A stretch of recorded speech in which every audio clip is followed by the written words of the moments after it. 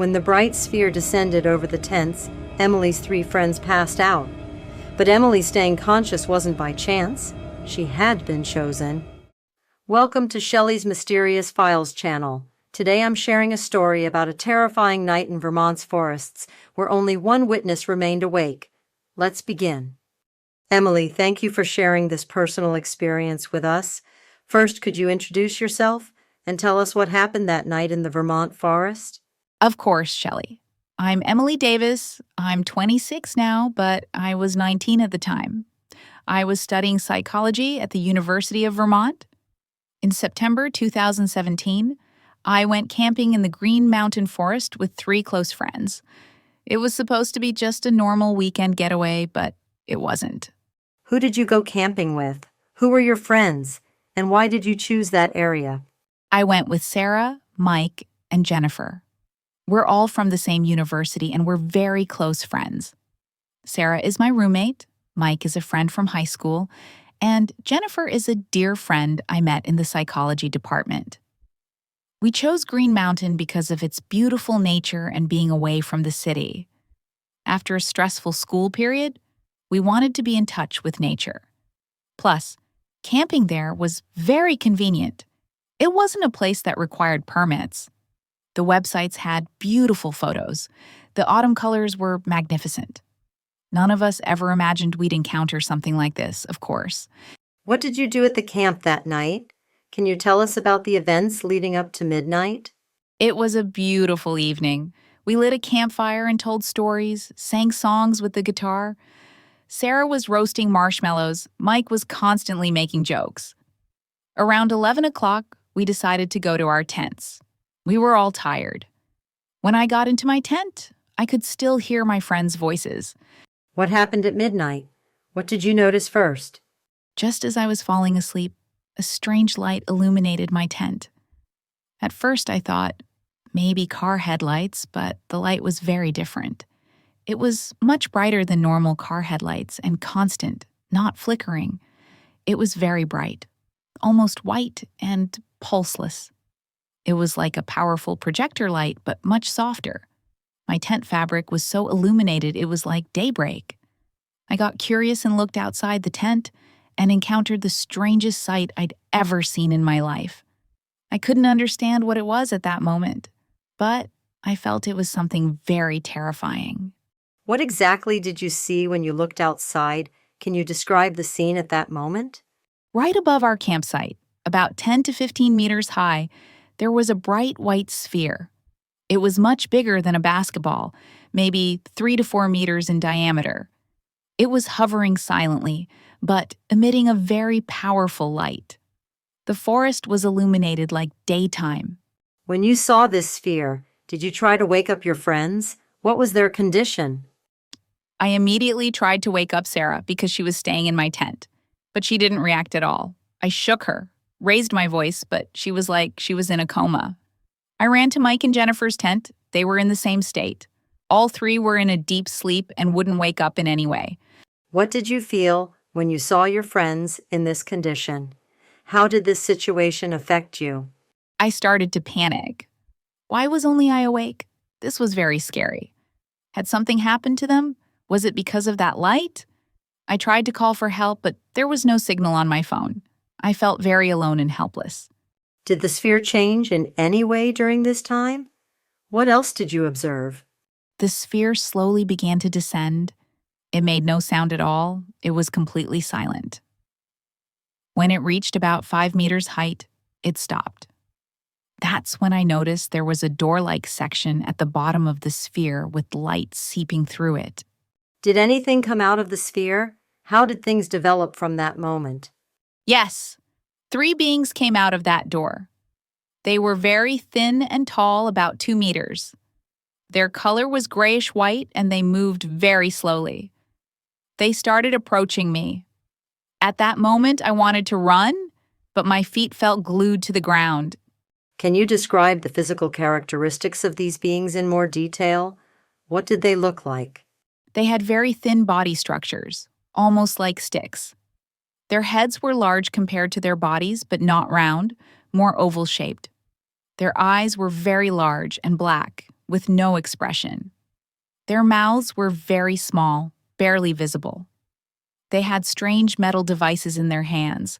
What did these beings do when they approached you? How did they interact with you? They didn't harm me at all, but it was very frightening. One of them held that metal device to my arm. The device started emitting a blue light. At that moment, a strange numbness began throughout my body, but there was no pain. There was just a very strange stillness. What did you feel while under that blue light? Did you experience any changes in your body? It was a very strange experience. I couldn't feel the weight of my body, as if I was suspended in air. But the strange thing was, I didn't feel any fear anymore. It was like I had entered a very calm and peaceful state. I was hearing different sounds in my mind. What were the sounds you heard in your mind like? What kind of messages did you receive? They weren't exactly words, more like thoughts. I received a message saying, "You have been chosen." Then I heard something like, "We will watch you." There was no voice, but I felt it very clearly in my mind. It was like a mental connection had been established with them. How did you understand the message, "You have been chosen"? Do you have any thoughts about why you were chosen? I couldn't make sense of it at the time. Why me? What was I chosen for? Why did my friends pass out while I stayed awake? I couldn't get answers to these questions then. I just got the feeling that I was part of something very important. How long did this process continue? What happened afterwards? I don't remember the exact duration, but it lasted maybe 10 to 15 minutes. Then the blue light went off. The being stepped back. One of them looked at me one last time, and then they walked toward the sphere. It was like they were saying goodbye. What did you do after the beings left? What was your condition at that moment? The sphere slowly began to rise. I still couldn't move, like I was under a spell. I waited until the sphere disappeared in the sky. Then I suddenly started feeling very tired and went to my tent. I slept until morning. What was your friend's condition when you woke up in the morning? What did they remember about that night? It was very strange. They had all woken up normally, as if nothing had happened. When I told them about that night, they responded with skepticism. They said, "You might have had a very vivid dream." Sarah said, "Maybe it was a hallucination from sleep deprivation." How did your friends not believing you affect you? Did this situation damage your relationship with them? It was devastating. Even my closest friends didn't believe me. I felt very alone. I started thinking, was it really a dream? But the marks on my body were real. They couldn't ignore that either. Can you tell us about the marks on your body? What did they look like? On my arm, right where that metal device was held, there were 3 small circular burn marks. They were arranged very regularly, as if forming a triangle. It didn't hurt, but was very clearly visible. These marks lasted about 3 weeks. Did your friend's attitude change when they saw this physical evidence? They softened a bit, but still weren't completely convinced. They said, maybe sparks from the fire. They said maybe insect bites. They tried to find alternative explanations for everything. Only Jennifer approached it a bit more seriously. What kind of changes did you experience in your life after this experience? I had a very hard time in the first months. I constantly felt like I was being watched. Especially at nights, it felt like something was watching me. My sleep pattern was disrupted. I started having concentration problems. My school grades were also affected. When you say, "I felt like I was being watched," what kind of feeling did you experience? How long did this condition last? It was a very strange feeling. Especially in open areas, I felt like someone was looking at me from above. When I turned my head, there was no one there, of course. This feeling continued for about 1 year. Sometimes it was so intense that I couldn't leave the house. Who did you get help from during this difficult period? Did you seek professional support? At first, I didn't tell anyone because I was afraid of being considered crazy. But when the situation got very bad, I went to the psychologist at school. Of course, I didn't tell her the UFO story. I just said, I had experienced trauma. It helped a bit. You decided to try hypnosis therapy in 2019. Why did you make this decision? Because there were too many gaps in my memory about that night. I thought maybe I could remember more details with hypnosis. I had researched on the internet and learned that hypnosis was used for UFO experiences. It seemed like a ray of hope. How did the hypnosis session develop? Why did it have to be cut short? I worked with Dr. Patricia Wilson. She was a very experienced hypnotherapist. At first, everything was fine. I could relax. But the moment I started remembering that night, I had a terrible panic attack. I couldn't breathe. I had heart palpitations. We had to stop the session. What caused the panic attack? What did you remember at that moment? I don't remember clearly, but it was like I had experienced something very terrible. During hypnosis, I could only see the beings' faces clearly. Their eyes, those eyes were very frightening. It was like they were looking into my soul. I couldn't stand it at that moment. After that panic attack, did you consider continuing with hypnosis therapy? It was very scary. I thought maybe not remembering was better. Dr. Wilson suggested trying again, but I didn't feel ready. Maybe when I find the courage someday, I'll try again, but for now, I want to wait. How do you think about that night now? Looking back in time, how do you interpret this experience? Now I'm certain it was real. It wasn't a dream or anything. I really encountered them and they chose me. I don't know exactly why, but they had an important purpose. Maybe they're still watching. I don't know. When you say they chose me, have you thought about what this selection might mean? I've thought about it a lot. Maybe I have a quality that others don't have.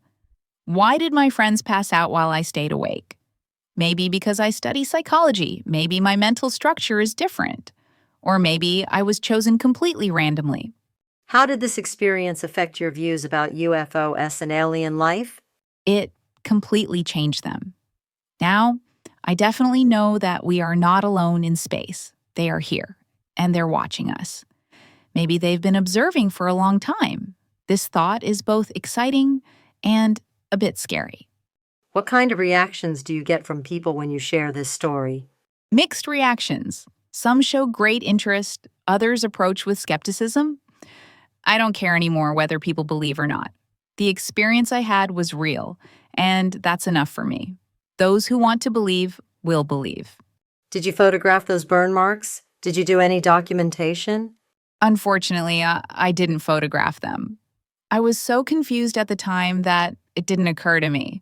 Only Jennifer had seen them, but she doesn't say she remembers very clearly either. I wish I had documented them, but it's too late now. Do you still feel like you're being watched? Does that feeling continue? Not as intense as before, but sometimes I still feel it, especially in open areas or forests. It's like they're still there, but not showing themselves. Maybe I'm imagining it. I'm not sure. Would you want to encounter them again in the future? That's a very difficult question. On one hand, I'm very curious. I want to learn why they chose me. On the other hand, I'm very scared. What if it's different this time? What if they do something worse? What do your friends think about this incident now? Have their opinions changed over time? Sarah is still skeptical. Mike doesn't want to talk about it at all. Jennifer is a bit more open, she says. Maybe you really experienced something. But none of them fully believe. This is a bit sad, but I understand them. What is the most important lesson this experience taught you? That the universe is much more mysterious than we think. There's so much we don't know, and we need to be open-minded. Also, sometimes we might be alone, but this shouldn't discourage us. Defending the truth is important. Did your psychology education help you understand this experience? Yes, definitely. Learning about trauma psychology and memory was very helpful. I better understand why I was so affected, why I had panic attacks. But this doesn't mean what I experienced wasn't real. Do you think about helping people who have similar experiences in the field of psychology in the future? Absolutely. Many people have such experiences but can't find help. Because I understand them, I can help them better. Maybe this was my real purpose. This might be why I was chosen by them. What advice would you give to people who experience such things? Don't be afraid. You're not alone. Take your experience seriously and document it. Share it with people you trust. Most importantly, don't think you're crazy. These experiences are real and very important. Finally, if you had a message for those beings, what would you say? Why did you choose me? What do you want? If it's really important, please communicate more clearly. This uncertainty is very difficult, I would say. I don't know if I could get an answer, but there's no harm in trying. Emily, thank you so much for sharing this personal and profound experience with us. Your courage will inspire other people. Thank you, Shelley. Telling this story wasn't easy, but maybe other people won't feel alone anymore. We are all part of this universe, and there's still so much to learn. What do you think about Emily Davis's selection experience in the Vermont forests? Why was only she left conscious? What does the message "you have been chosen" mean? Share your thoughts in the comments. See you in the next video.